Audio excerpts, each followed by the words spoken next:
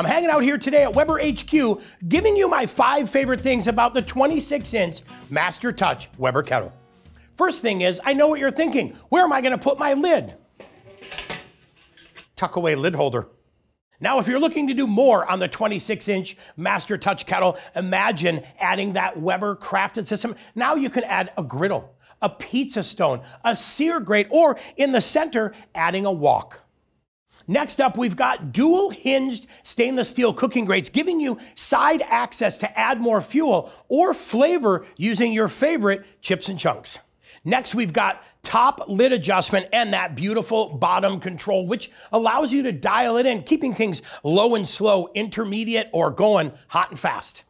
Last but not least, we've got that one-touch cleaning system. Why? Because cleanup should be easy, because that gets you cooking a lot faster at your next cookout. Talk about an amazing day at work here at Weber HQ. Now, to learn more about these cool products from our friends at Weber, be sure to stop by your local Ace or visit us at acehardware.com. Ace is the place with the help.